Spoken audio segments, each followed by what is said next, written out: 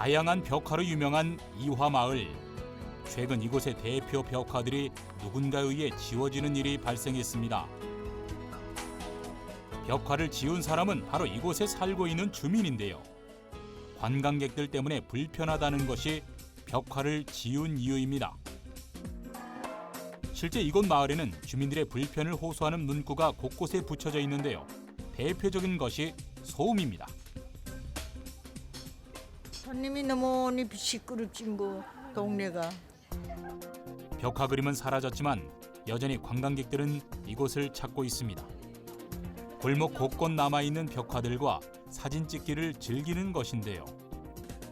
이들 중에는 조용히 사진만 찍고 가는 것이 아니라 동네를 시끄럽게 하고 쓰레기를 버리고 가는 경우도 적지 않다고 합니다. 장사하는 사람들만 좋지 뭐 청소를 해 뭐를 해.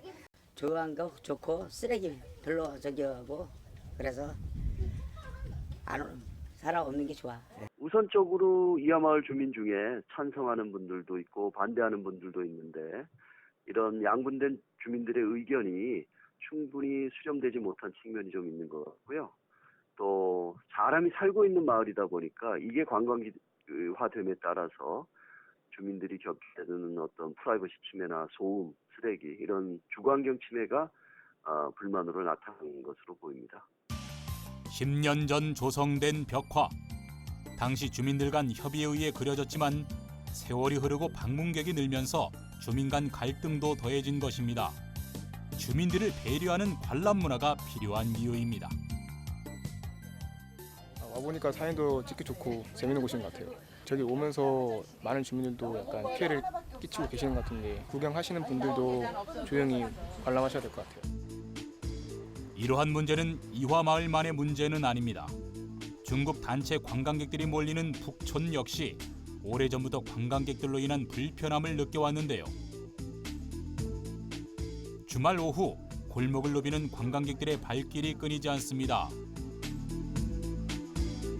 이렇다 보니 주민들은 하루도 마음 편할 날이 없다는데요.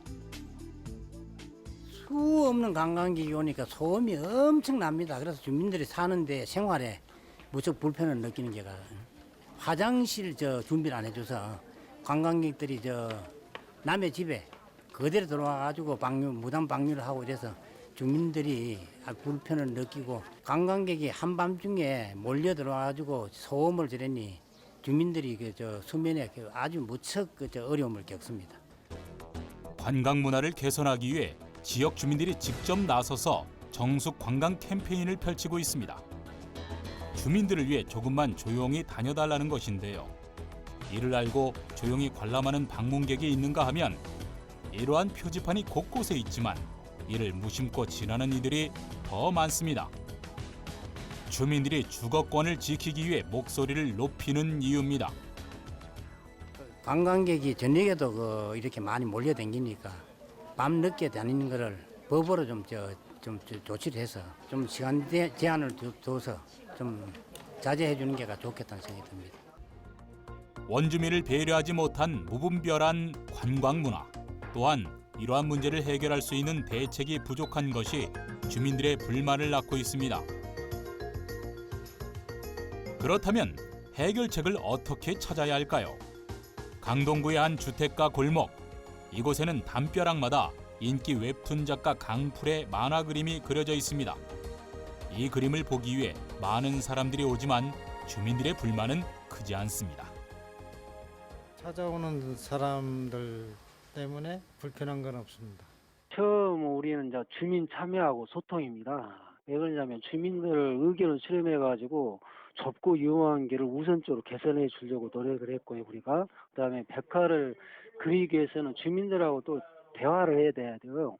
그 계획 단계부터서 주민 가까우로 방문하고 주민들의 의견을 듣고 주민과 함께 또 디자인을 구성해가지고 우리가 한 52점 정도를 같이 만들었습니다.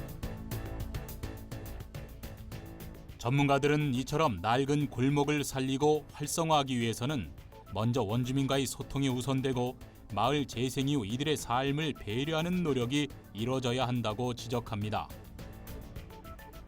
주민들이 이 주거지 재생으로서 얻게 되는 것이 없이 여러 가지 그 주거 침해, 주거환경 침해가 있다 보면 주민들이 불만이 나타날 수 있겠죠. 그러다 보니까 뭐 예를 들어서 거기에서 생활환경 개선이 된다든지 주민 마을 공동의 어떤 수익이 창출된다든지 이런 주민들의 얻게 될 수 있는 공익이 있어야 될 것 같습니다.